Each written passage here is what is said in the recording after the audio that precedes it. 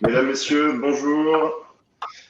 Bienvenue à ce webinaire de la communauté Cachisking. Alors, vous êtes déjà plus de 70 personnes connectées. On va attendre encore 1 ou 2 minutes que les gens arrivent. Déjà, je me présente, je suis Michael Jordan, je suis directeur marketing d'Agicap. Et nous avons également nos intervenants que je vous présenterai dans un instant. Alors, petit rappel pour les intervenants, est-ce que vous pouvez couper vos micros quand vous ne parlez pas, comme ça on n'entendra pas les notifications. Parfait. Après. Tac. Alors, bonjour à tous. Donc sur le chat, est-ce que vous nous entendez bien? Vous pouvez mettre juste un petit OK si on est bon au niveau du son. Et est-ce que vous voyez l'écran partagé? OK, parfait. Top. Bon, bah, alors, tout est bon. On va commencer. Donc, bienvenue à toutes et à tous. Le thème d'aujourd'hui pour ce webinaire Cachisking est tenir bon et préparer l'après. Conseil d'entrepreneurs, banquiers et experts face à la crise. Quel est l'objectif du webinaire? C'est assez simple, ça fait 2 semaines et demie maintenant que les Françaises et les Français sont confinés, que beaucoup d'entreprises sont fermées. La première semaine était plutôt dédié à la réorganisation, le travail à distance et l'avalanche d'annonces gouvernementales de mesures d'aide diverses et variées. Donc, on a déjà fait un webinaire sur ce sujet pour aider les chefs d'entreprise à actionner le plus rapidement possible tous les leviers à leur disposition pour bénéficier de ces aides. Maintenant, après 2 semaines et demie, là, on rentre dans le dur où la plupart des PME ont commencé à actionner ces aides, le chômage partiel, les demandes de prêts bancaires, etc. Et c'est l'occasion un peu de faire un point maintenant qu'on est dans cette nouvelle phase avec un panel de chefs d'entreprise, de banquiers et d'experts qui vont nous aider à défricher un petit peu tout ça et à partager leur expérience de leur point de vue. Alors, quelques règles de fonctionnement de ce webinaire. Tout d'abord, il est enregistré. Vous recevrez la rediffusion par mail dans les heures qui suivent. Vous pouvez, comme vous l'avez compris, échanger via la fenêtre de chat sur votre écran. Si vous avez des questions, il y a un onglet spécialement pour les questions. Et donc, les mettez pas dans le chat, mettez bien dans la section questions. Et on répondra à toutes les questions en dernière partie du webinaire. Et donc, la première partie est consacrée à la table ronde avec nos différents intervenants et on répondra à toutes les questions. À la fin, on a une page de 10-15 minutes pour ça. En termes de problèmes techniques classiques, s'il y a un problème, vous ne voyez plus la webcam ou le partage d'écran, rafraîchissez la page. Ça arrive souvent, donc n'hésitez pas à le faire. Avant de présenter nos intervenants et d'entrer dans le vif du sujet, quelques mots sur Agicap. Nous, on est éditeur de logiciels à Lyon. On a créé un logiciel de gestion de trésorerie automatisé qui va particulièrement dans ce contexte de crise où la trésorerie devient un sujet de stress pour l'ensemble des PME. Ça permet de remplacer son Excel par un suivi de trésorerie en temps réel et automatisé pour avoir une vision au jour le jour. De gagner en visibilité avec des prévisions de trésorerie fiables que vous allez notamment utiliser pour aller négocier vos prêts auprès de votre banque, auprès de la BPI. Et voilà, donc ça permet d'être dans une position beaucoup plus confortable et dynamique par rapport à sa gestion de trésor. On a créé une communauté qui regroupe les chefs d'entreprise, les responsables financiers de PME et les experts sur Cachisking. Cachisking, c'est un environnement Slack où vous pouvez vous partager, vous entraider. Et on a également tous les experts d'Agicap qui sont là pour répondre à toutes les questions que vous vous posez. Vous avez, pour la plupart d'entre vous, reçu déjà une invitation pour rejoindre cette communauté. Vous recevrez de nouveau un lien avec le replay et on va également le mettre dans le chat. Donc, c'est une communauté ouverte. On vous invite vraiment à la rejoindre et à en parler largement autour de vous. Alors, maintenant, sans plus tarder, rapide présentation de nos intervenants. Alors, nous avons aujourd'hui Guillaume Camus. Guillaume, si tu peux faire un petit signe à la caméra, on voit où tu te situes. Salut à tous. Voilà, Guillaume, tu veux te présenter en quelques mots? Ouais, je suis Guillaume Camus, je suis le responsable de l'innovation à Lyon, c'est-à-dire que je gère des entreprises innovantes et j'ai une quarantaine de relations de boîtes qui sont en hyper croissance. Voilà. Bonjour à tous. Super. Ensuite, nous avons Isabelle Bonneau. Isabelle, à toi la parole pour te présenter en quelques mots. Oui, bonjour. Sauf qu'en fait, je pense qu'à côté, c'est pas moi sur la photo. Confirme. Ouais. Oui, bonjour. Donc, je suis co-gérante de la société Acrelec avec mon époux. Nous sommes une PME dans le BTP en région Centre-Val de Loire. Okay, super. Et ah oui, effectivement, il y a un petit souci sur le noms. Emmanuel Collignon.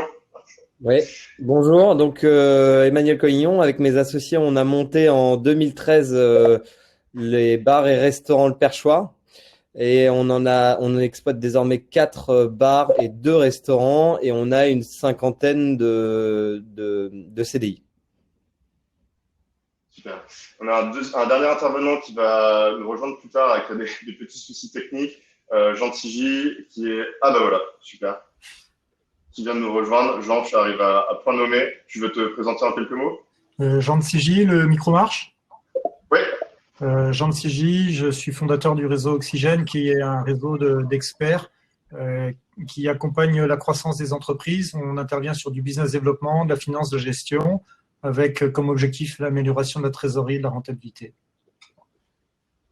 Parfait. Donc voilà pour le tour de table.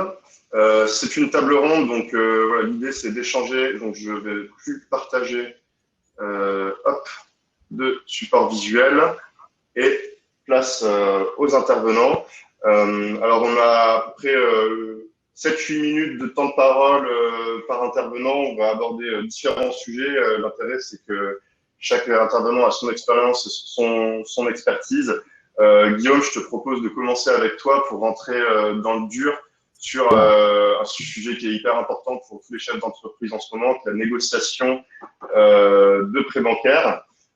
Alors, j'imagine que vous recevez à la Société Générale un afflux jamais vu de demandes de prêts en ce moment. Déjà, est-ce que tu peux expliquer en quelques mots la situation actuelle? Comment est-ce que tu vis la situation en tant que banquier avant qu'on rentre sur la partie de négociation du prêt? D'abord, avec beaucoup de compréhension, hein, en fait, nous, on est une industrie un peu particulière. On vit grâce aux entreprises, donc on vit grâce à vous, et c'est pas un moment facile. Donc, on est avec vous au quotidien. Ce qu'on s'est évertué à faire sur les 15 derniers jours, c'est de vous avoir tous au fil. En gros, on a eu tous nos clients, on a essayé de comprendre dans quelle situation ils se trouvaient. Et puis, déjà, le titre de la journée Tenir bon, enfin de la table ronde Tenir bon, et puis préparer l'avenir, c'est exactement ce qu'il faut faire. Donc, on fait ça depuis 15 jours.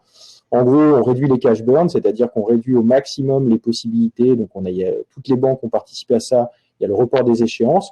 Des fois, ça demande un peu plus de temps dans certaines banques que dans d'autres, mais globalement, il va y avoir un report des échéances de 6 mois. Après, l'idée, c'est vraiment, et moi, c'est le conseil que je vous donne à tous, regardez ce que vous pouvez faire. Il y en a beaucoup déjà d'entrepreneurs qui ont utilisé le chômage technique, c'est vraiment important. Après, c'est pas une solution, une panacée. Je pense que nos autres intervenants le diront, mais en tout cas, il faut se préparer parce que le thème, c'est cash is king aussi, c'est le nom du groupe. Ça va prendre encore une ampleur que personne n'a connue. Hein. Arrêter une économie, c'est compliqué, et en même temps, vous avez vu, le confinement s'est mis en place relativement vite. La redémarrer, ça va être une autre histoire. Et nous, on le voit bien, aujourd'hui, il y a beaucoup d'inquiétudes, beaucoup de gens qui communiquent pas mal d'informations, mais on ne sait pas encore tous les détails des dispositifs. Il y en a de 3 types. Le premier, je l'ai évoqué, c'est le report d'échéance. Le deuxième, c'est le fameux PGE dont je vais revenir grandement en détail. Et le troisième, ce sont les autres crédits de trésorerie qui existaient déjà auparavant et qui existent toujours et qui pourront continuer à être déployés. Sur le PGE, qui est la principale mesure qui a été annoncée la semaine dernière, ce qu'il faut retenir, c'est que c'est un crédit mixte. Dans la mesure où d'abord, c'est un crédit qui est là pour aider les entreprises sur l'année à venir, donc avec un différé de 1 an de remboursement. Et au bout d'1 an, en réalité 10 mois, l'entrepreneur devra choisir le mode d'amortissement de ce crédit. Soit il le rembourse en totalité en one shot, soit alors il l'amortit sur une durée comprise entre 2 et 5 ans. Mais là encore, on l'évoquait en aparté, il n'y a pas encore la totalité des mesures qui ont été précisées. On sait que le taux de la première année est de 0%. Pour la plupart des TPE, la contre-garantie de l'État coûtera seulement 0,25% du montant du crédit. Alors certes, on a tous l'impression que on met un peu la caisse sur le trottoir, mais les conséquences d'un arrêt de l'activité de l'ensemble de l'économie française seraient bien plus terribles. Donc, il faut raison garder. Après, on pourra revenir sur les montants de PGE. Moi, ma première approche, elle est de vous dire, normalement, le PGE est fait là uniquement pour payer les conséquences du coronavirus. Donc, il y a beaucoup d'effets d'aubaine. On voit apparaître beaucoup de comportements d'entrepreneurs, ou en tout cas de gens plus financiers, en se disant, bah, c'est de l'argent à vil prix et je vais l'utiliser en ce sens. Je suis pas sûr qu'Isabelle, dans le BTP, ait la même vision sur le PGE. Je pense qu'elle, au contraire, elle en a besoin pour faire perdurer son entreprise. Donc, nous, en tant que banquier, on est toujours coincé entre deux comportements. C'est de dire, bah ouais, on va vous aider, on va faire le maximum. Et puis deux, s'assurer que l'entreprise, on la mette pas en péril. Parce que aujourd'hui et dans les 6 mois à venir, les aides devraient aider à maintenir un certain niveau d'activité, mais le plus dur, ça va être au moment de la vraie première année d'amortissement de ce PGE, c'est-à-dire 2022. Et donc, pour un banquier bas de bilan comme moi, il convient de regarder, est-ce que dans 2 ans, finalement, l'entreprise elle aura les capacités de rembourser ce prêt-là. Parce que les montants qui sont empruntés, que ce soit 3 mois du chiffre d'affaires ou 2 fois la masse salariale pour les entreprises innovantes, c'est des montants qui peuvent être très conséquents. Donc, il faut vraiment avoir ça en tête et puis garder en l'esprit que c'est malheureusement tout prêt doit être remboursé. Et donc, même s'il est à taux zéro, ça fait quand même des sommes à rembourser et c'est la CAF de vos bilans, de vos comptes de résultats qui va permettre de le faire. Ça veut dire, Guillaume, concrètement, les éléments que doivent présenter les chefs d'entreprise pour pouvoir avoir ce PGE, c'est un prévisionnel qui va au moins jusqu'à 2022, qui montre la capacité à rembourser le… Tu as tout compris. D'abord, on va se baser quand même sur le passé. Dans la plupart des entreprises, on va prendre le bilan 2019. On va regarder ce qui s'est passé dans le passé, ce que vous avez réussi à faire. Parce que on sait très bien que le chiffre d'affaires 2020 ne voudra pas forcément dire grand-chose. Donc, on se basera après sur votre prévisionnel. Donc, bilan et prévisionnel, ce sont les 2 éléments extrêmement importants. Et puis après, des éléments complémentaires, c'est comme c'est vous qui faites la demande en tant qu'entrepreneur, ce qui est important de mettre en avant, c'est en quoi le Covid, ça impacte ma trésorerie. Quand mon bar il est fermé, c'est sûr qu'il n'y a plus de rentrée et on a quand même encore une fois des charges à payer et à avancer. Donc là, les éléments sont concrets et il faut juste les chiffrer quelque part. Parce que il faudra jouer, entre guillemets, avec votre prévisionnel sur quel est le montant maximum que je peux emprunter sans mettre en danger la pérennité de mon entreprise. Et pour entrer un peu plus dans le détail sur la façon de bien négocier ses prêts pour maximiser ses chances d'obtenir un maximum de soutien financier de sa banque, et par rapport à tous les dossiers que vous avez déjà vu passer, certains vous avez accepté, d'autres vous avez peut-être été amené à refuser, est-ce que vous avez des conseils pratiques à donner aux chefs d'entreprise, aux responsables financiers qui nous écoutent aujourd'hui pour aborder au mieux ce rendez-vous avec leur banquier? C'est un moment qui est un peu compliqué parce que un banquier déteste prendre des risques au final. Il veut s'assurer que son prêt soit remboursé. D'accord ? Ça, c'est vraiment important. Donc, même s'il y a une contre-garantie de l'État à 90%, s'il perd 10% du montant qu'il prête, il va pas être heureux. Tu vois, nous, notre métier, c'est pas d'être un capital risqueur. Par contre, on est avant tout là pour aider les entreprises à passer ce cap-là. Et donc, du coup, il faut que la négociation elle soit la plus large possible, la plus harmonieuse. Et ça, c'est pas facile dans cette période de stress parce que les entrepreneurs et les banquiers, ils savent pas de quoi demain sera fait. Et le jour d'après, il est difficile quand même à imaginer. Donc, la période de négociation, elle se fait conjointement avec l'ensemble des banques. Il y a peut-être plusieurs entreprises qui ont des pools bancaires déjà formés, ou en tout cas, il y a minimum 1, 2, 3 banques. Bon, là, la règle de base, et là encore une fois, c'est pas clair, il y a des interprétations entre les banques, donc il faut vraiment se concerter et ne pas hésiter à faire des conf calls à 3-4 banques avec l'entrepreneur, c'est de se dire, bah voilà, SG a prêté 100, BNP a prêté 100, Crédit Agricole a prêté 100, bon bah on va tous reprêter une somme à la hauteur de nos engagements. Et s'il y a une banque qui est un peu plus dominante, qui a un peu plus de part de flux, par exemple, eh bien, pourquoi pas prêter un petit peu plus. L'idée, c'est que il faut aussi que ces prêts, comme je le disais, soient remboursés. Donc, il faut que l'entrepreneur soit raisonnable sur le montant de sa demande et en même temps que l'ensemble des banquiers s'entendent en se disant oui, ok, là, on comprend qu'il y a une vraie conséquence et que de toute façon, l'entreprise derrière, ça sera bénéfique et qu'elle pourra repartir de plus belle. D'accord. Ok, très intéressant. Et au-delà du PGE, est-ce que il y a des démarches complémentaires qui sont efficaces selon vous que devraient actionner les PME? Ouais, il y a pas mal d'entreprises qui ont des conséquences du Covid, mais moindres par rapport à d'autres. Moi, je vois apparaître beaucoup de comportements vertueux d'entreprises qui sont en mode SaaS, donc ont beaucoup d'abonnements, et qui, eux, pour le coup, ne vont pas solliciter le prêt PGE, mais continuent à imaginer l'avenir en allant chercher des investisseurs pour conforter leurs fonds propres, et puis aller chercher SG, BPI, d'autres banques pour faire des crédits plus classiques, de trésorerie certes, mais qui seront contre-garantis, pas dans le cadre du coronavirus. Donc, moi, je vois beaucoup d'entrepreneurs qui font des efforts vraiment incroyables dans leur activité pour réduire ce montant-là et puis aller vraiment vers l'avant. Et ça, je trouve ça hyper intéressant. Ce qu'il faut aussi que je précise, c'est que dans les semaines à venir, il faut bien vous rendre compte que, tu me parlais de la question de la volumétrie, toutes les banques ont une part de marché, l'ensemble des crédits moyen-long terme qui sont accordés aux entreprises aujourd'hui est de 300 milliards, et vous imaginez que le PGE est du même montant. Donc, il y a un afflux de demandes qui est extrêmement important. Il faut imaginer que tout n'est pas automatique et que c'est du cas par cas et qu'on n'est pas là pour mettre des entreprises en difficulté, mais pour les sauver. Donc, il faut discuter de ces situations-là. Ça prend du temps, donc les 3 à 4 prochains mois vont être extrêmement délicats. Ceux qui ont encore un peu de trésorerie, il faut être un peu conciliant et arriver à ne pas faire des demandes tout le temps au même moment dans les banques, parce qu'il va y avoir forcément des engorgements chez SG, chez BNP, chez tout le monde. Parce qu'il ne faut pas faire de bêtises dans cette période-là, il faut vraiment se concerter, trouver le bon montant et puis préparer le jour d'après. Et là, je pense que les banques, elles sont aussi capables d'entendre que le PGE peut être une solution, mais qu'il y en a d'autres qui peuvent permettre de préparer ce jour-là, de se dire, les gens vont sortir peut-être plus en masse. Comment ça va se passer d'un point de vue fréquentation touristique et autres. Il va y avoir des changements et on ne sait pas comment ça va se passer. Mais en tout cas, ça se prépare dès maintenant. On a un peu de temps. Puis je reprendrai ce que disait Jean de la Roche-Brochard, qui est le directeur de l'investissement de chez Kima, le fonds de Xavier Niel. Il dit, comme dans toute crise, il y a des choses positives. Tout le monde est reparti à zéro sur la ligne de départ. Donc ça veut dire qu'on peut tous être imaginatifs à créer soit de nouveaux produits, soit aller chercher de nouveaux marchés. Il y a plein de choses qui vont être possibles. Va y avoir du turnover dans nos équipes, mais ça veut dire aussi qu'il y a de la remise en cause. Donc, il faut voir aussi cet élément, ce confinement qui est difficile pour plein de monde, et ça c'est vrai, mais comme un nouveau départ et potentiellement un gain pour l'entreprise. Voilà. Ouais, parce que chaque crise peut être aussi une opportunité. Après, c'est sûr que cette crise-là est inédite par son caractère sanitaire dramatique et ses aspects économiques où c'est de tenir bon et pas de tirer son épingle du jeu.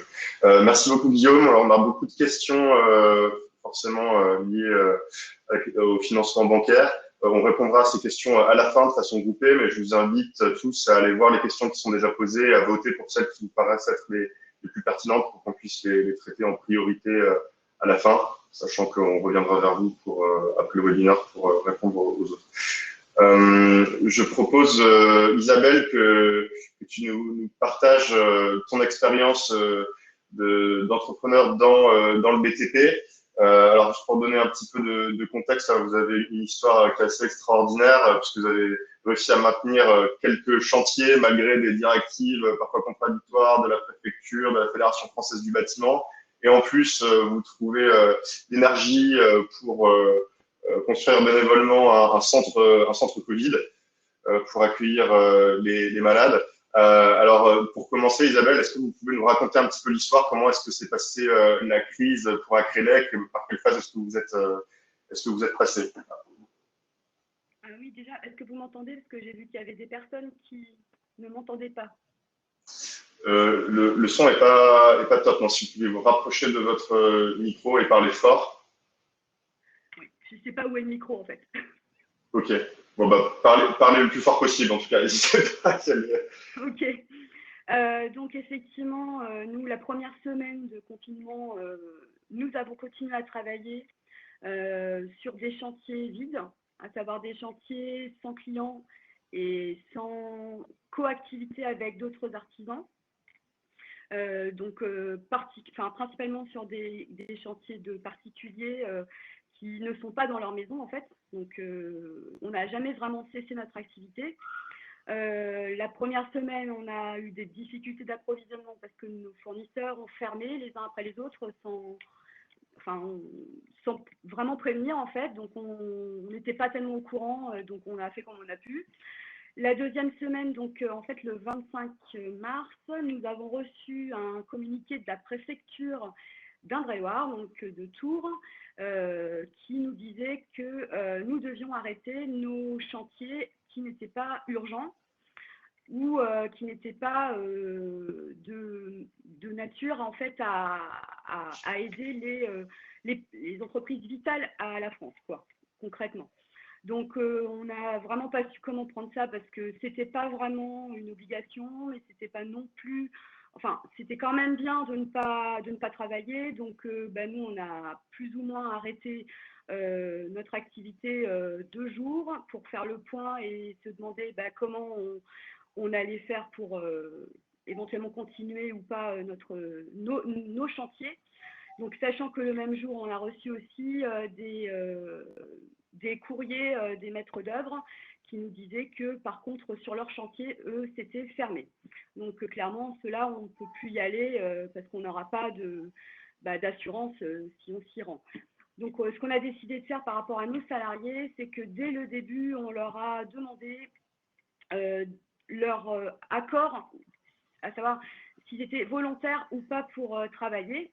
Donc, sachant qu'on a repris cette société au mois d'octobre 2019, donc c'est tout neuf, ils nous ont tous suivis. Je les en remercie. Je sais qu'ils ne sont pas là, mais vraiment, ils ont été super, vraiment super. Ils ont tous accepté de travailler donc sur des chantiers vides. Encore une fois, je répète, on n'a jamais envoyé nos salariés sur des chantiers en coactivité. On a évité en fait tout contact non utile avec d'autres personnes. Donc, ces salariés, on les à partir du 25, à partir de ce fameux communiqué, on les a mis en congé avec leur accord, le temps de se retourner et de voir ce qu'on allait pouvoir mettre en œuvre ou pas. Et du coup, là aujourd'hui, ils sont en congé jusqu'à vendredi, donc jusqu'à demain. Et lundi, nous reprendrons une activité très partielle. On va reprendre sur, encore une fois, 1 ou 2 chantiers sur lesquels nous avons encore accès, enfin sur lesquels on peut encore travailler. Toujours des chantiers vides et toujours sur la base du volontariat. On a un salarié qui nous a dit qu'il ne souhaitait pas reprendre et donc on a accepté bien sûr qu'il ne reprenne pas. De toute façon, on n'a pas non plus, on a 20 à 30% de nos chantiers encore ouverts. Donc de toute façon, voilà, clairement, on ne peut pas tous les faire travailler. Donc pour ceux qui ne travailleront pas, on a demandé du chômage partiel total. Et pour ceux qui acceptent de travailler, on leur a mis en fait, on les a mis à mi-temps en fait, donc ils seront à mi-temps en chômage partiel et à mi-temps au travail. Voilà, donc ça c'était, ça c'est la situation à aujourd'hui. Et effectivement. Juste pour le centre Covid, parce que c'est intéressant, comment est-ce que ça s'est passé pour ce chantier? On vous a sollicité pour participer et comment est-ce que ça se passe concrètement? Vous avez bouclé le chantier déjà? En fait, on a été contacté par un maître d'œuvre avec qui on travaille beaucoup, et qui lui-même a été contacté par le cabinet médical du coin qui souhaitait en fait se mettre en groupe pour créer un centre Covid à 5 km de chez nous, ici, là, en Indre-et-Loire. Donc, le maître d'œuvre nous a contactés puisqu'il savait qu'on était encore en activité. Et il nous a demandé de participer à la mise en place de ce centre. En fait, c'est un bâtiment qui aujourd'hui est un bâtiment non occupé, qui a été acheté il y a quelques mois par des médecins qui déjà avant cette crise souhaitaient en faire un centre médical hors Covid, ça n'avait rien à voir. Et du coup, ils ont ouvert ce bâtiment, sachant qu'aujourd'hui, c'est un bâtiment qui était un bâtiment industriel, donc pas du tout adapté à recevoir des patients.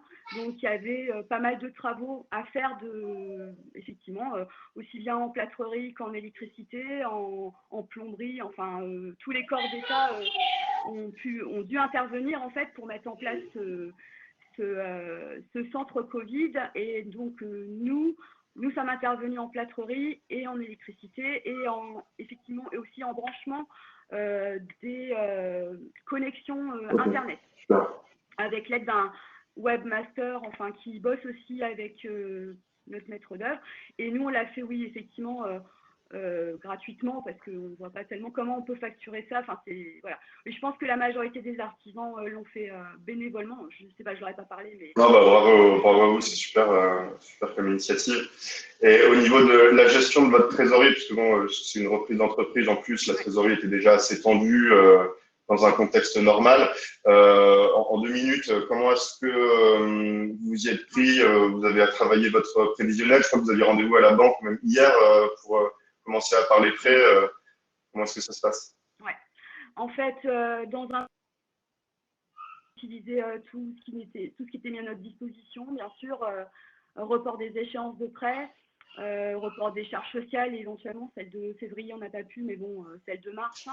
On a aussi fait une campagne de recouvrement intense, à savoir qu'on a appelé tous nos clients un par un pour leur demander de régler leurs factures s'ils le pouvaient rapidement, sachant que la plupart ont des prêts travaux, donc c'est de l'argent qui n'est pas destiné à autre chose que payer les artisans qui travaillent sur les chantiers. Se mettre d'accord aussi avec des clients particuliers qui auraient des difficultés à nous régler, mais éventuellement à nous régler en plusieurs fois. Enfin, on a mis en place on a passé beaucoup de temps au téléphone, mais ça a bien marché, parce qu'on a effectivement pu avoir des paiements rapides de leur part, donc merci à eux aussi. Et puis ensuite, effectivement, on a contacté notre banque pour éventuellement bénéficier du prêt d'État, en fait. Donc là, on est en contact avec lui, on va s'échanger des documents. Ce qu'on voudrait, nous, c'est… et je rejoins mon prédécesseur là-dessus, parce que moi, je suis inquiète. Je ne veux pas demander un prêt énorme. On n'est pas une grosse structure, donc je veux qu'on puisse le rembourser dans 1 an. Je ne sais pas, voilà, ce dont l'avenir sera fait, mais effectivement, on a quand même besoin d'un coup de pouce, c'est clair, puisque là, on va travailler vraiment de manière très ponctuelle et ça va être difficile pour nous. À partir du mois de mai, ça va vraiment être difficile, quoi. Ah, très clair. Merci beaucoup pour ce retour d'expérience, Isabelle. Petit clin d'œil, elle a fait son prévisionnel avec Agicap. J'espère que oui. L'expérience ça a été on va passer maintenant à Emmanuel, autre chef d'entreprise, autre secteur d'activité très impacté par la crise, la restauration, bar-restauration. Donc Emmanuel, tu peux nous expliquer un petit peu comment est-ce que ça s'est passé pour le perchoir concrètement, oui. Avant et après on rentrera plus dans les problématiques de trésorerie. Nous, c'est très simple. Nous, on est totalement fermé parce que nous n'avons pas de vente à emporter. Donc, clairement, on est impacté à 100%. Donc, nous n'avons pas de chiffre d'affaires qui rentre. On a des règlements et encore quelques clients qui finissent de régler des événements passés, mais nous ne faisons pas de chiffre d'affaires. Donc du coup, nous on a été impacté. On a une société également qui fait de l'événementiel d'entreprise, plus spécialisée là-dedans. On a été impacté dès le 6 mars, bien avant la fermeture. On a mis en place des mesures de chômage partiel, bien évidemment, sur l'intégralité des structures. Et on a organisé la fermeture de nos établissements. Donc on a complètement fait une sorte d'hivernage de nos établissements qu'on a l'habitude de faire parce qu'on a une activité qui est plus ou moins saisonnière. Nous, on a des établissements qui sont en rooftop et donc qui marchent très fort en été, moins fort en hiver. Et on a donc l'habitude plus ou moins de faire cet hivernage. la sanitation du matériel, de faire le grand nettoyage en cuisine, de faire toutes ces choses-là. Donc ça, c'est sur la partie opérationnelle. On a vraiment réussi à fermer. Les équipes sont revenues le dimanche et le lundi après l'annonce de la fermeture. Et on a réussi à faire quelque chose d'assez propre. Maintenant, sur les 2 dernières semaines, nous, on a été aussi sur un sujet qui était le sujet des payes, puisque il y avait un gros sujet paye chômage partiel, notamment dans notre secteur d'activité qui est soumis à des contrats qui sont de 39 heures. Et le dispositif actuel de chômage partiel était au départ prévu pour les 35 heures. Donc on a évolué dans de nombreuses informations à ce sujet-là. On n'a pas réussi à établir pour l'instant nos payes, et donc on a décidé de faire faire partir les salaires sans fiche de paie avec des estimations pour que nos salariés puissent subvenir au paiement de leurs charges, notamment leur loyer et toutes ces choses-là. Donc nous, on a joué notre rôle d'employeur en prenant ce risque. Et donc on continue à avancer comme ça. Et on a aussi un autre sujet. Alors ça, c'est intéressant parce que ça rejoint le sujet des chantiers. Nous, on est exploitant et actuellement, on est en construction d'un nouvel établissement qui est un super projet Porte de Versailles à Paris, à côté de la plus grande ferme urbaine hors sol du monde. Et on est actuellement en chantier. Donc nous, au-delà de l'activité qui est coupée, notre chantier a été également impacté. Et en ce moment, on est en train de faire énormément de contacts avec tous les entrepreneurs pour les faire revenir sur notre chantier un par un et refaire le planning prévisionnel. En parlant de prévisionnel, justement, c'est assez intéressant parce que ça a été un des gros sujets avec la banque. Nous, on demande des financements. On est en contact avec chacun de nos banquiers je le souligne pour Guillaume, qui ne nous tiennent pas les mêmes discours. Chacun, on a des discours qui sont complètement différents. On en a parlé juste avant que ce petit webinaire commence, mais on a des discours complètement différents, une masse d'informations très très très très dense et effectivement des banquiers qui nous parlent de notre réalisé 2019, mais qui nous parlent également de projections sur 2020 et sur 2021, voire 2022, tout en sachant qu'on est quand même dans une période d'incertitude et qu'on pilote complètement à vue. C'est-à-dire que c'est de l'inédit. Donc on peut faire des projections, mais on ne sait pas. Alors hier, Édouard Philippe a parlé de déconfinement, mais on ne sait pas quelles vont être les règles du déconfinement. On ne sait pas si on va pouvoir ressortir, si les lieux de vie vont rouvrir, s'ils vont rouvrir pour tout le monde. Donc c'est quand même très intéressant de voir qu'on nous demande des projections sur des choses que personne ne maîtrise. Donc on fait notre maximum de projections, mais à contrario, nous on a, au-delà de la perte de chiffre d'affaires qui explique une perte de trésorerie parce qu'il y a des charges en face. Nous, il y a également quelque chose qui est entre guillemets inestimable, c'est que nous, on est une activité saisonnière et bon, ça peut être le cas pour d'autres personnes également. Notre trésorerie se reconstruit en mars, avril et mai, puisque ce sont des moments des mois qui sont très contributifs en termes de trésorerie, où on fait des super chiffres d'affaires d'habitude. Et cette perte de trésorerie, elle est non chiffrable, puisque entre guillemets, on peut pas vraiment, enfin, elle est pas non chiffrable, mais si vous voulez, on peut pas dire c'est une charge. Une charge, c'est très facilement identifiable. La perte de trésorerie, la perte de contribution à la trésorerie, elle est difficilement identifiable et c'est l'objet de nos discussions actuellement avec nos différents banquiers et c'est assez intéressant de voir les positions que chacun ont parce qu'en fonction des banques, on a vraiment 2 types de discours, voire 3 types de discours. Il y en a qui sont très encourageants et d'autres banquiers qui nous parlent tout de suite de CAF, de taux d'endettement, de bilan 2019, de choses qui sont entre guillemets un peu très classiques dans les demandes de crédit de trésorerie, alors qu'on est pour moi dans une économie de crise, dans une économie de guerre et on ne devrait pas entendre ce genre de discours, je crois. En tout cas, j'ai un peu du mal à l'entendre parce qu'on est vraiment sur des PGE qui sont garantis à 90% par l'État, donc le risque entre guillemets est faible et on attend des banques un vrai investissement de leur part, une vraie prise de risque dans cette situation. Je pense que c'est leur rôle et je crois que ceux qui comprendront cela le plus rapidement possible et qui tiendront le discours le plus intéressant à leurs clients s'en sortiront vraiment par le haut. Voilà. Donc nous, on est un peu, on a fait des plans de trésor donc sur toutes nos structures parce qu'on a 7 structures qui exploitent avec Agicap et on a du mal à tirer le trait au-delà de 2021. On ne sait pas comment on va être déconfiné. Donc c'est très très très intéressant comme situation. Ouais, c'est très clair. Ce qu'on avait recommandé dans un autre webinaire qu'on a fait sur le prévisionnel de trésorerie, c'était d'avoir différents scénarios en fonction de la durée de la crise et aussi du scénario de reprise. De faire des scénarios assez drastiques, pas d'encaissement pendant 3 mois, 6 mois, reprise lente, reprise rapide, pour vraiment effectivement assurer ses arrières et être sûr que la trésor va tenir et sécuriser le maximum de financement maintenant au cas où.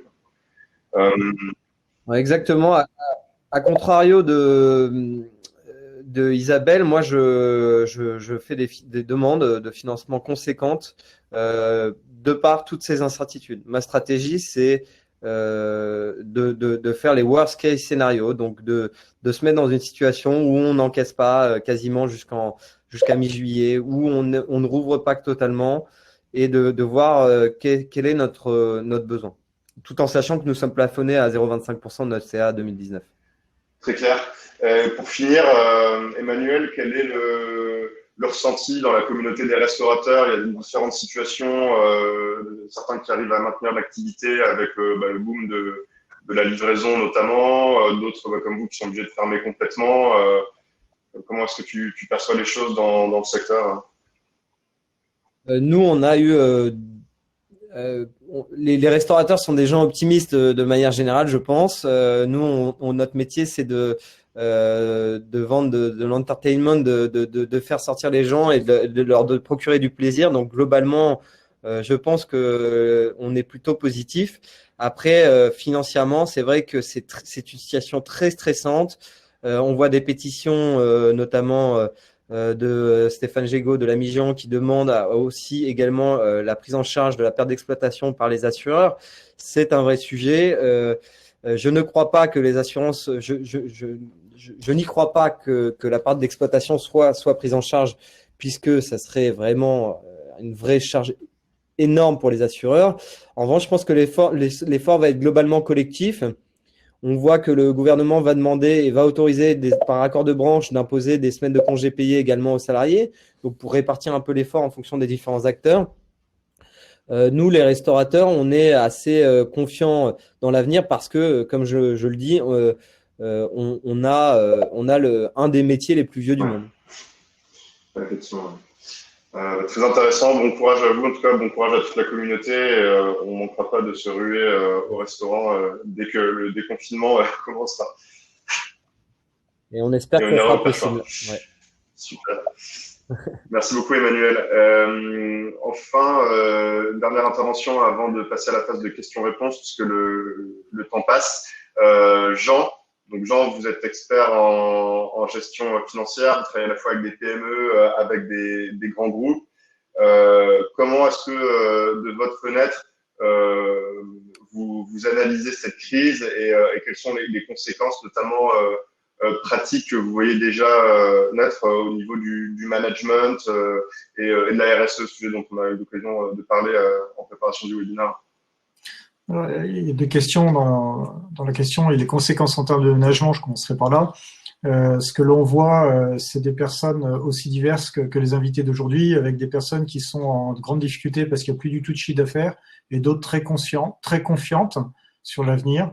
J'ai un client, alors comme vous tous, on appelle nos clients en permanence pour savoir où ils en sont, si on peut les aider. Un client hier m'a annoncé avoir engrangé 2 commandes avant-hier l'une de l'Égypte et l'autre de la Chine. Et ce sont des normes commandes. Donc vous voyez que c'est en train de repartir ailleurs, il faut garder de l'espoir. Cependant, les situations sont très diverses. Par exemple, ceux qui sont dans le tourisme, dans l'hôtellerie, la restauration, c'est exactement le même son de cloche que celui d'Emmanuel Leperchoir. Donc c'est une situation complexe et dramatique. Face à ces situations, ce que nous recommandons, c'est de pivoter très rapidement. C'est-à-dire ne pas hésiter à bouger les lignes, changer complètement son business model, essayer d'imaginer des choses totalement nouvelles. Je vous prendrai un exemple. C'est un client qui a fermé son usine le jour où Emmanuel Macron a fait son discours, je crois que c'était le 16 mars. Le soir même, il fermait son usine parce qu'il avait eu un cas, il était dans l'Oise. Donc, il a fermé l'usine pour ne pas avoir le moindre risque. Et aussitôt, le lundi, il avait 10 volontaires pour envoyer toute la logistique en Tunisie qui n'était pas fermée. Aujourd'hui, je l'ai eu. La Tunisie a mis l'armée dans la rue, c'est-à-dire que leur confinement est encore plus drastique que le nôtre. Un de ses cadres a été pris en voiture à 10 km de chez lui. La voiture a été confisquée, le permis et les papiers. Il est rentré à pied. Voilà ce que c'est le confinement en Tunisie. Donc, il n'est plus possible maintenant de travailler là-bas. Donc, 2 semaines plus tard, il fait complètement l'inverse. Ils ont rouvert dans l'Oise sur la base du volontariat et ils produisent à fond dans l'Oise. Actuellement, ils sont à 70% d'effectifs. Voilà, c'est ça, pivoter très rapidement, c'est réussir à prendre des décisions dans l'instant et pas hésiter à aller au bout. Ensuite, il faut vraiment prendre soin des personnes. Ça, c'est ma deuxième recommandation. Il y a des valeurs importantes sur lesquelles s'appuyer. Je pense à la persévérance et au respect. Donc, pour vous prendre un exemple, on a un burn-out chez un de nos clients. C'est le chef de production qui est dans une situation très compliquée à gérer. Et il a un fils qui vient de naître et voilà quoi. C'est compliqué de faire tout à la fois. Il faut comprendre et là voir où est l'essentiel. Ensuite, le respect, c'est sur la suspension des loyers. J'ai été interrogé, est-ce que je peux suspendre mes loyers? La réponse qu'on a donnée, c'est qui est en face. Et si c'est un gros fonds, une grosse institution financière, on a dit vous voyez ce que vous faites, faites-le à l'amiable. On a un client qui nous a dit c'est une retraitée, une indépendante retraitée. Donc on s'est renseigné, 150 € de pension de réversion. On a dit vous ne suspendez surtout pas les loyers, sinon on va générer des cas de cascade. Donc voilà, faites très attention à qui est en face, comment il est, quelle est sa situation. Et il n'y a pas de règle entre le gros groupe qui est sur du projet et qui va continuer à faire ses projets et qui rentre du cash actuellement et le restaurateur ou l'hôtelier, vous ne réagissez pas de la même manière. Ensuite, il faut vraiment impliquer beaucoup de monde sur le pivotement du business model. Donc, je disais tout à l'heure, pivoter dans le business model, c'est un terme qui est théorique, qui peut sembler un peu intellectuel, académique. Alors, ça veut dire quoi? Mettre les gens autour de la table et réfléchir à ce qu'on peut faire. Voilà, en termes simples. Et les gens, c'est qui? Les salariés. Les meilleurs consultants d'un employeur, ce sont ses salariés. Ils connaissent ses clients, ils connaissent le business model, ils connaissent les contraintes, ils connaissent les difficultés techniques. Des groupes de travail avec les salariés. C'est ce qu'on fait. Alors, moi, pour mon entreprise, c'est ce que je fais régulièrement avec les salariés. On se parle par team. Et on a essayé d'inventer toutes les bonnes méthodes pour répondre aux clients. Et un salarié m'a dit, ce qui serait sympa, c'est qu'on puisse répondre H24 aux clients. Il a pris un avion quand c'était encore possible, il est parti de l'autre côté de l'Atlantique et on arrive à répondre à nos clients sur des horaires d'ouverture très très larges grâce à cette initiative-là. Mais mille merci. Voilà, c'est des petits exemples, mais vos salariés regorgent d'inventivité. Et ensuite, il y a vos clients. Vos clients sont dans une situation très compliquée. Donc, ils ont une idée de ce qu'il leur faudrait et ils ont une idée de leurs besoins. Donc, aller au-devant des clients et leur dire, dans cette situation-là, voilà mon métier, qu'est-ce que je peux faire? Et là, on a des choses extraordinaires. Pareil, je réagis beaucoup sur l'intervention d'Emmanuel, mais je pense à un de mes clients qui délivre des prestations pour les musées. Ils ont fait une première chose, c'est qu'ils ont estimé leur trésorerie. Ils nous ont dit, on peut tenir en trésorerie jusqu'à octobre. Ils ont de la chance, mais du coup, ils préparent octobre. Déjà, et bon, c'est un outil du type d'Agicap, et ils connaissent Agicap d'ailleurs, et ils ont fait une planification de trésorerie, et vraiment comme vous l'auriez conseillé. Ensuite, ils se sont dit, d'ici octobre, qu'est-ce qu'on fait? Mais ils sont venus se mettre au service des musées pour voir comment les musées pouvaient essayer de prévoir justement cet avenir. Ce que disait Emmanuel tout à l'heure, personne ne connaît l'avenir, même l'État. Alors, en regrettant qu'on lui demande, lui, de prévoir sa trésorerie, mais c'est vrai aussi pour des grosses institutions. Donc, aller voir un musée en disant, voilà, votre business model va changer. Vous êtes un lieu de vie, un lieu public, un lieu confiné. Est-ce que les clients vont revenir rapidement? S'ils ne reviennent pas, comment faire? Et comment on va faire vivre les collections? Et là, se raccrocher à une valeur forte, faire vivre les collections. Et là, on mobilise du monde. Donc, voilà, je pense qu'il faut préserver coûte que coûte le lien avec le client. Ce qu'on fait avec nos clients actuellement aussi, c'est un acte tout simple. On revoit tous les CRM. Donc, on met à disposition de la main-d'œuvre. Éventuellement, on fait intervenir d'autres salariés. On met à jour les CRM. Pourquoi? Parce que dès que le CRM est à jour, vous avez les bonnes coordonnées des clients, vous savez où les contacter. Et là, on leur dit, contactez-les. Contactez-les même pour rien leur dire. Et là, c'est la question. On a eu souvent, je suis responsable de prod, je suis responsable d'un BE, je dois appeler les clients, mais je suis pas commercial. Je dis quoi? Alors, ce qu'on leur dit, c'est de s'intéresser à l'environnement et de s'entraider. Donc, la question, c'est comment pouvons-nous vous aider? Et déjà, par l'entraide, on peut inventer de nouvelles choses. Et là, je pense, dans le domaine des hôteliers encore, il y a cette splendide proposition de la fédération de dire, puisque les hôtels sont vides et qu'on ne peut pas les utiliser, on les met à disposition des soignants, on aide à la logistique. Une très bonne idée. Et il y a certainement d'autres choses à faire. Donc, de nouvelles offres pour s'adapter. Et là, chez un client, on a obtenu quelque chose d'assez étonnant. Alors là, ça répond d'une part à ce que disait Guillaume Camus sur le fait qu'il ne faut pas profiter des aides comme un effet d'aubaine, mais pour préparer l'avenir. C'est exactement, alors là, je suis 100% d'accord.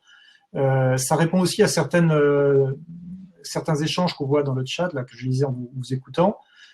Préparer l'avenir, c'est-à-dire que ce qu'on a fait chez un client, on a montré la résilience, on a fait plusieurs modèles type Agicap, et on a essayé de montrer la résilience. Puis on a fait pivoter le business model, donc quelles sont les nouvelles activités qu'on peut mettre en place, et on les lance maintenant.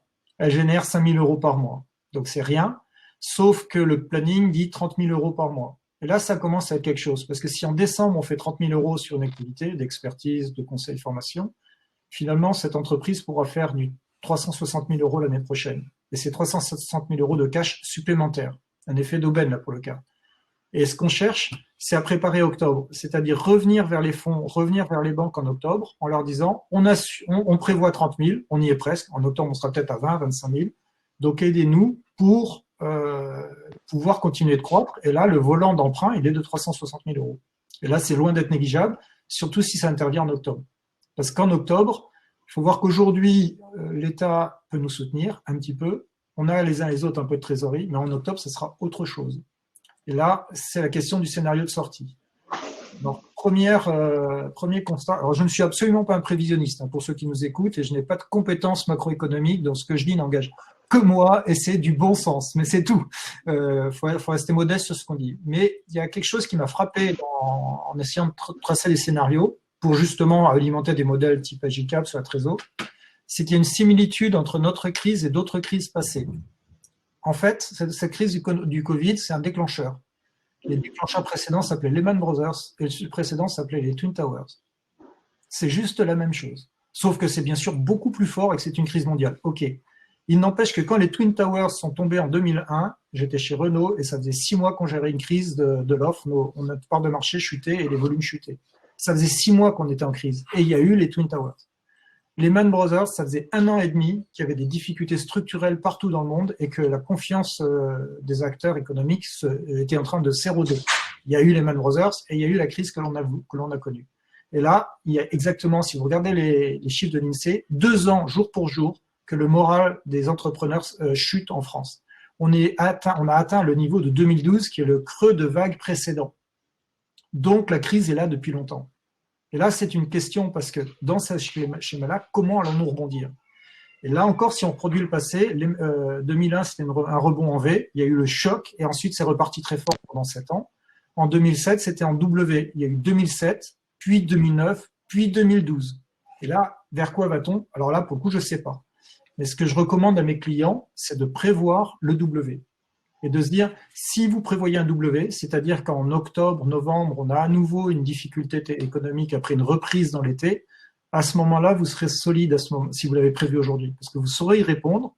Et à ce moment-là, vous serez en mesure de démontrer avec un business model qui aura évolué qu'en 6 mois, vous avez bougé, en 6 mois, vous avez évolué, fait autre chose, et donc vous serez en mesure de convaincre banquiers et fonds. Et c'est peut-être ça qu'il faut essayer de préparer, avoir une vision un peu plus long terme, quand c'est possible, parce que je sais bien que certains qui nous écoutent sont complètement dans des situations où ils sont pris à la gorge par le quotidien. Mais si on le peut, il faut aller vers ça. Et là encore, bien penser à votre interlocuteur. Je vous lis dans le chat, mon banquier dit ceci, les instances disent cela, etc. Alors, je vais vous donner un chiffre. Je travaille beaucoup avec BPI France. La semaine dernière, je vous laisse essayer de deviner combien de coups de fil sont arrivés chez BPI France. 900 000 sollicitations. Combien de responsables d'affaires dans le réseau BPI France? 1200. Ils ont mis tous les administratifs, toutes les personnes qui avaient un savoir sur le pont pour pouvoir répondre, ils arrivent à 1500. Donc il y a 1500 personnes pour répondre à 900 000 sollicitations. C'est pas pour parler de BPI France en soi, mais il faut comprendre que le système financier est lui aussi sous une vague et que la réponse est compliquée. Donc on a en face de nous soit des responsables d'agence très clairvoyants, très en ligne et qui vont aller loin, puis d'autres qui font ce qu'ils peuvent. On leur a toujours appris à mesurer EBE, CAF, etc., comme vous le citiez dans les chats, et ils font pareil. Donc dans ce cas-là, il faut établir un dialogue constructif pour, avec eux, les embarquer dans votre projet d'entreprise. Et c'est ce qu'on a fait chez un client. On a construit une logique de vision de trésorerie pour convaincre nos interlocuteurs que ce client était dépendant de subventions, notamment européennes. Il est sur la transition écologique, la décarbonation. Donc, c'est pas aujourd'hui qu'on va plus avoir de pétrole dans les voitures, mais lui, il prépare ça. Ce qui est une chance aujourd'hui, parce qu'il dépend de fonds publics qui ne vont pas être dépendants de la crise économique ou de la consommation B2C. Il a fallu le démontrer par A plus B parce qu'il avait le même problème que tout le monde. Et lorsqu'on a percé la chose, il a eu banque ouverte. Et on est passé d'un niveau, je dirais, régional à un niveau national assez vite parce que les locaux ont dit, mais on ne sait pas trop comment faire. Donc, on a eu l'accès au national et on a convaincu. Voilà, j'ai terminé, c'est un peu long, mais… Non, c'est super intéressant. Merci beaucoup, Jean, pour les choses, notamment avec une perspective historique. On a perdu, Michael, a priori. Ah, vous m'entendez pas? Si. Vous m'entendez? Peut-être du coup qu'on peut. Peut-être c'est du coup, bon, c'est bon, on entend. sans Michael, qu'on peut regarder les questions qui sont. Les prendre par vote. C'est bon, on entend Mickaël. Merci Emmanuel, je pense que le problème n'est que de ton côté, les gens m'entendent, donc je vais gérer, t'inquiète pas. Alors déjà merci à Jean pour cette intervention et notamment la perspective historique en comparaison des autres crises. Donc en conclusion, il faut rester agile sur son modèle économique, utiliser un maximum les ressources, l'intelligence collective de l'équipe, des clients, et préparer déjà la sortie de crise, parce qu'effectivement, s'il y a un effet de reprise très fort derrière, il va falloir que le besoin en fonds de roulement puisse être financé. Donc on a un peu débordé au niveau du temps, mais c'était super intéressant. On va passer à la phase de questions-réponses. Je prends les questions par ordre de classement pour ceux qui ont reçu le plus de votes. Alors, question pour toi, Guillaume. Ce PGE, question de Charlotte Deffler. Ce PGE sera accessible pendant combien de temps? Y a-t-il un risque si on ne demande pas maintenant que toute l'enveloppe soit utilisée et qu'on ne puisse plus accéder à ce prêt? Très très bonne question, beaucoup de questions là-dessus. Alors pas de risque, accessible jusqu'au 31 décembre. Donc comme je vous le disais tout à l'heure et comme beaucoup d'intervenants l'ont évoqué, il faut prendre du temps, on n'a pas de visibilité, donc il faut prévoir, même si c'est des petits exercices qu'on fait avec Agicap, des exercices de prévision, c'est quand même se confronter à la difficulté de prévoir et de savoir si je pourrais rembourser ce prêt. Donc 31 décembre, pourquoi l'enveloppe ne sera pas terminée au 31 décembre? Elle est de 300 milliards, c'est-à-dire le montant des encours totaux qui sont actuellement prêtés aux entreprises. Donc, il n'y a pas de risque que cette enveloppe-là soit diminuée. Au contraire, il faut le faire de manière intelligente, voir quelles sont les conséquences réelles et voir comment on peut les amortir dans le temps. Voilà. Okay. Merci beaucoup. Autre question de Élodie Quignard, plutôt côté paiement fournisseur, donc plutôt pour nos chefs d'entreprise. Bonjour, comment avez-vous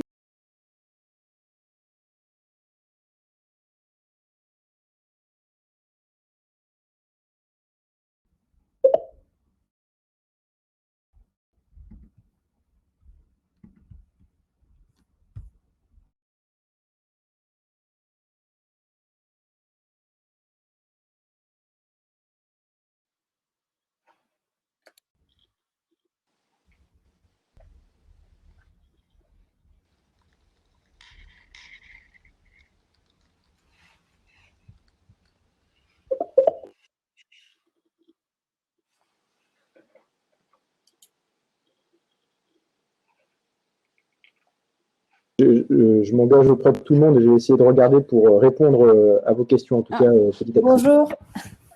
Je vais prendre un peu le relais parce qu'on dirait qu'on a perdu Mickaël. Donc du coup, Justine d'Agicap, enchantée, enfin ravie de vous rejoindre.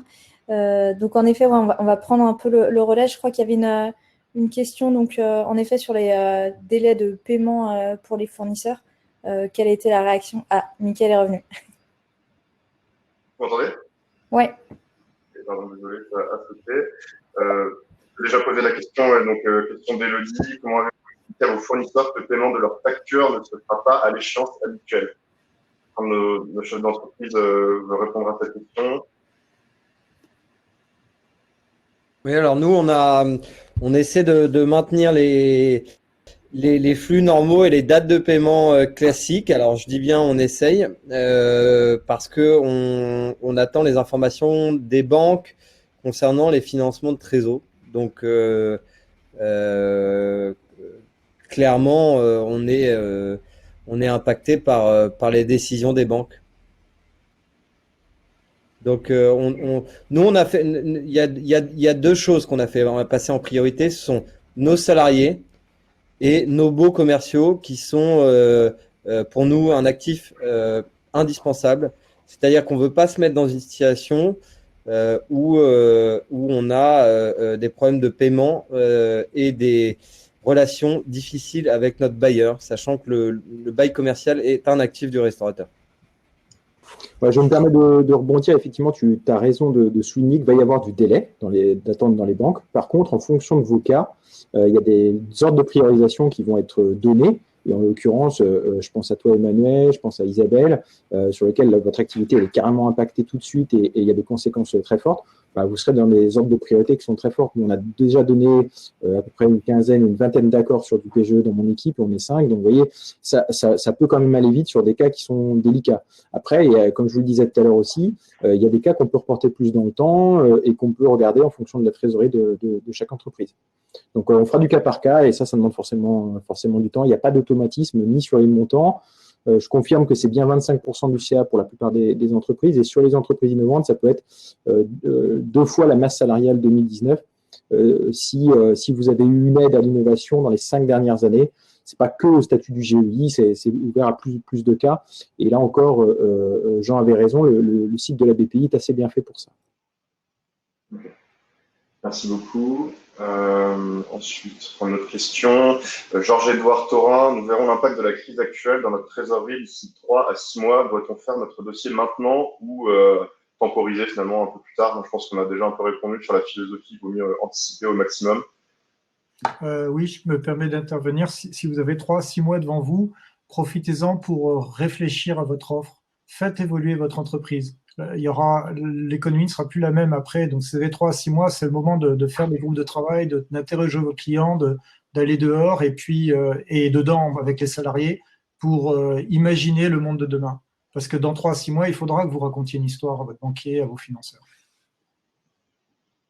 Super, merci Jean. On va prendre encore peut-être 2 questions et on sera à 1 heure de webinaire, donc on arrêtera là et on reviendra vers vous pour les autres questions qu'on n'a pas répondu. Joris Pecheret, est-ce que les banques vont uniformiser leur process entre elles? Est-ce que les banques ont l'agilité suffisante pour gérer le volume et s'adapter aux besoins imminents? Alors, en fait, ça dépend vraiment des banques. Il n'y a pas d'uniformisation possible. Déjà, le PGE, il faut considérer que c'est un prêt, ce qu'on appelle bilatéral. Donc, un prêt bilatéral, c'est un prêt qui est fait entre vous et la banque. Après, l'État contre-garantit ce prêt-là, mais il n'y a pas d'autres intervenants. Après, sur l'uniformisation des pratiques, c'est extrêmement compliqué. On est tous des entreprises indépendantes. Pas de banque publique. On est sur capitaux privés pour la plupart d'entre nous, c'est-à-dire soit des mutualistes, donc et c'est vous en tant qu'actionnaire ou moi, et puis on est sur des banques nationales avec d'autres structures capitalistiques. Donc on a aussi des comptes à rendre à nos actionnaires et évidemment c'est pas forcément simple. Ceci étant, l'idée est vraiment d'accompagner tout le monde dans cette crise. J'entendais parler de guerre, c'est vrai, mais même quand Lehman est tombé, tout ça, l'État a été présent à contre-garantie pour redonner de la confiance entre les banques. Et là, l'État intervient de la même manière et elle va redonner confiance aux entreprises parce que comme on l'évoquait tout à l'heure, il va y avoir une crise de confiance. C'est-à-dire, on va se poser la question de quel fournisseur va être payé, quel client va être payé. Et donc ça va tendre le système économique mondial. Et c'est pour ça qu'il faut être conscient de demander un montant qu'on soit capable d'assumer dans le temps. Sinon, on va reporter ce problème-là dans le futur. Ok. Merci. Vas-y, Emmanuel. Confirme qu'il n'y a pas de process et qu'il y a des process plus simples que d'autres, sans citer de nom de banque et d'aller dans le détail.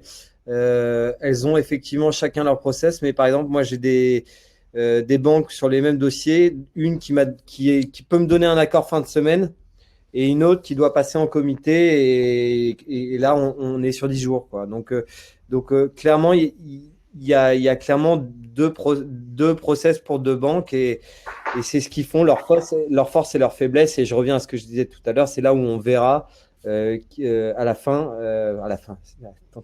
dans le futur, quel est votre partenaire avec qui vous avez le mieux, entre guillemets, dansé. Merci beaucoup. Et pour terminer, question sur les très jeunes entreprises qui ont peu ou pas d'activité, pour prendre les questions de Eric et de Marion.